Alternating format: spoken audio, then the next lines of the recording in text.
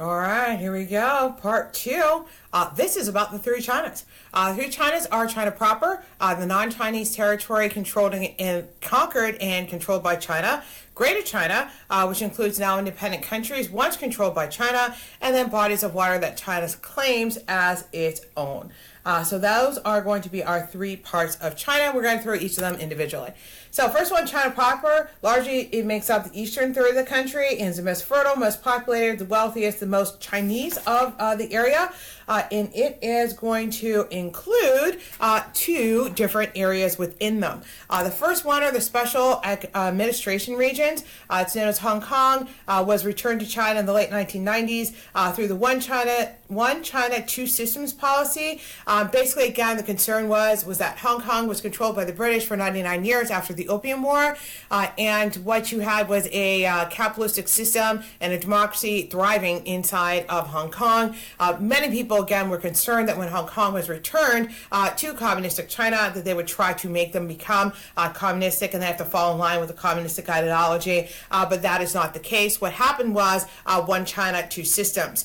So Hong Kong had its own currency, its own governing structure, and to some point had its own rules. That is now becoming into question a large scale. Hong Kong's elections are not so as free as they used to be. We do start to see a lot of interference now from the Chinese Communist Party, basically establishing who are eligible candidates for elections in Hong Kong elections. Obviously, what you see are more pro-communistic based candidates being elected in the world today. And because of the continued economic success of Hong Kong, a lot of the citizens there really truly are not that upset by it. I know that sounds shocking, but again, economic success is more important for a large number of people than political freedoms.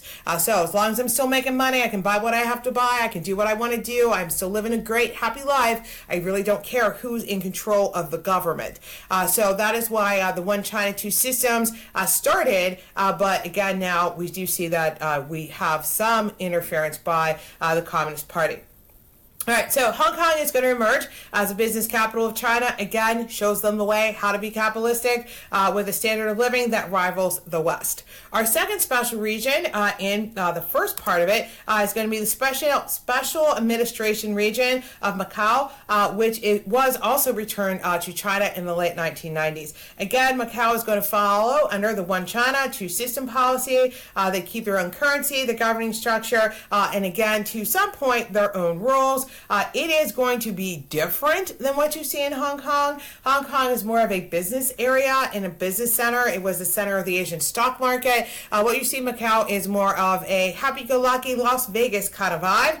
So this is all the evils of capitalism being on display in communistic China. It was continued to allow to go on because of the benefits of tourism. Lots of money coming into tourism, lots of people coming into China, and it hopes of basically enjoying yourselves and then deciding that you want to start your business, your multinational corporation on the mainland, and that kind of stuff. So they were able to operate it under this two system for a long period of time. Again, we are starting to see we have seen the crackdown of this area recently. All right, our second area, again, traditional non-Chinese areas now controlled by China, and they are going to include several different regions. Our first one is going to be the far northeast, also known as Manchuria. Area is going to be rich in natural resources, especially coal and iron ore. The far northeast Manchuria is a disputed area. It's an area that China and also Japan are going to want to conquer over and over again due to the natural resources located in it, in particular, again, the coal and the iron ore. The climate there is going to vary, ranging from a humid to almost tropical in the summer to windy, dry, and Arctic cold in the winter. So, pretty much like Pittsburgh.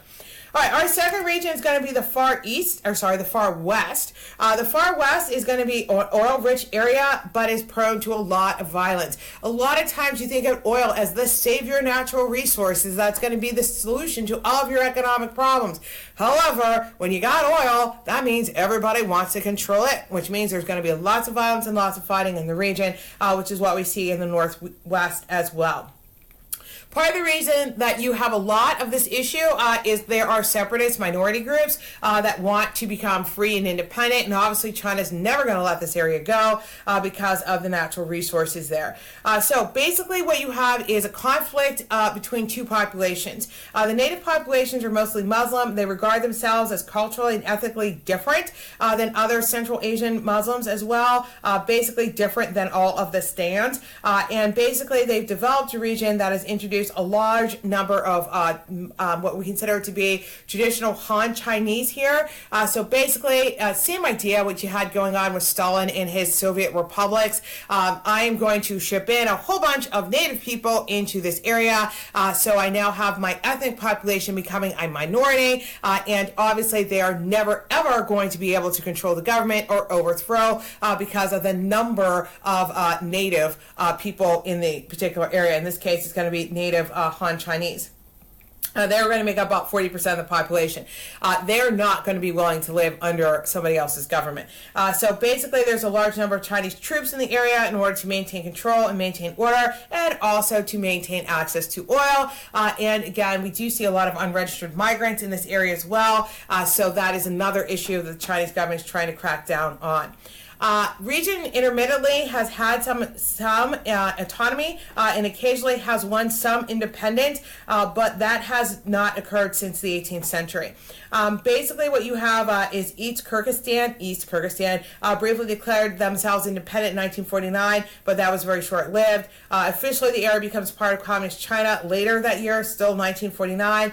Demand for independence is going to occur again and collapse multiple times, just like you saw with the Soviet Union. And then you see the emergence of new independent Muslim states in Central Asia, and you think that that's going to lead to increased demands for independence, but what you see is that China is going to immediately suppress all demands for independence.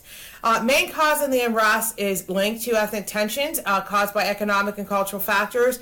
Major development projects have brought prosperity to the big cities in the region, bringing highly qualified Han Chinese, and again, that's your ethnic Chinese majority into the province. The new Han residents are going to receive better jobs, better education, better economic opportunities, and are generally just better off than the ethnic groups that are originally living in the area. You now see there is restrictions on practicing Islam, strict control over religious schools that people see as a suppression of their culture and their religion. Eventually, in July of 2014, you saw that they were prohibited from fasting during the holy month of Ramadan. And we will get to religion later and talk about it. But Ramadan, it lasts for 30 days, and it is going to move along the lunar calendar. But it is going to be a month where you're going to fast from sundown to sunset, and any governmental employees who were working for the Chinese government who were Islamic were not allowed to follow the Ramadan traditions, which is going to lead to a lot of protests. Tensions in the regions generally increased in 2009 when you see a large-scale ethnic rioting, which are going to lead to killing about 2,000 people. Most of the people are going to be Han Chinese that are going to be killed, which is going to lead to an increase of crackdown to control this area. So we do see that Beijing increased security. They detained a lot of people. The Red Army and separatist groups exchanged a lot of different attacks and counterattacks. So basically what you see now is Xi is going to have a campaign against terrorism, and that's basically, again, the same thing you saw out of Putin going on with the Muslims who were causing issues inside of Russia, satellite areas, is terroristic crackdown. They're terrorists. They're destroying the society. Everything's bad. Get rid of them all. Even if you do have large segments of that population, they're not actually going to be involved in terrorist activities. But again, mass sentences, mass purges, mass arrests in order to stop the unrest and also maintain access to oil. All right, Tibet. Tibet is in the far west area. It was conquered in the 1950s, and that was where the religious leader, the Dalai Lama, was located in. So what you see here in Tibet, again, far southwest region, conquered by China in the 1950s. Dalai Lama, who's a spirited religious leader of Buddhism, fled the country then. Tibetan resistance has traditionally been nonviolent, but the last 3 years has turned to violence because of various circumstances. So basically, China has controlled Tibet since 1951. Tibet has had a series series of unsuccessful uprisings, which led to the fleeing of the 14th Dalai Lama to India. You have hundreds of thousands of people who followed. The Dalai Lama, again, is a political and spiritual leader of Buddhism and is an international advocate for Buddhist values and traditions. The next important person after the Dalai Lama is the Panchen Lama, and then with the death of the 10th Panchen Lama, who was a 6-year-old boy, inside of China, he was captured by Chinese officials, and then all of a sudden he disappears and is killed. You again have all well, we think he's been killed, but he has disappeared, and so we think that there is a lot of involvement by the Chinese government, and it's been relatively suspicious. Tibetan leaders were forced to sign the 17-point agreement in 1952 that guaranteed Tibetan autonomy and respect for Buddhism. Obviously, that has not occurred. At the same time, it allowed the establishment of Chinese civil and military headquarters inside of Tibet. According to the Chinese government, the 17th Point Agreement is a legal contract that was mutually welcomed by the Tibetan government and the Tibetan people. For Tibet is considered invalid and was signed under duress in that they do not have to follow it. Eventually, in 1959, there's a full-scale uprising in Tibet against Chinese occupations. Tens of thousands of Tibetans are going to die during this uprising when China brutally is going to suppress the resistance. The anniversary is celebrating as the Tibetan Uprising Day and is marked with protests and visuals to spread awareness about Chinese occupation and human rights violations and abuses. The Chinese government observes the day as Serfs' Emancipation Day, and when China claimed the moral authority for governing Tibet and guided them from feudal serfdom into the modern day economy. Tibet has been the location of numerous human rights abuses. It has also been estimated that over 1.2 million Tibetans have been tortured or murdered during the time of Chinese occupation. Thousands were imprisoned and over 6,000 monasteries were destroyed. In 2008, we see an anti-Chinese protest escalating to the worst violence that we've ever seen before the Beijing Olympics, trying to get worldwide attention to the causes, the issues of Tibet, and Chinese treatment of Tibet. Basically, what you see is, again, protesters trying to get a larger stage, an international stage, to increase awareness about the issues and hopefully gain support for a free Tibet. All right, so I'm going to stop there, and you have your 2 lectures for today. So hopefully you guys took notes on that stuff, and the additional information could potentially see on your test. Your test is next week on Friday, along with the MAP test. Don't forget that you do have a homework assignment due on Monday. You're going to take notes on the first page of the history of China, and then you also are going to take notes on 3 separate articles: Confucianism, legalism, and then Taoism, and then maybe we'll have a quiz on Monday or not. We'll have to wait and see. Okay? Have a really great weekend. See you on Monday.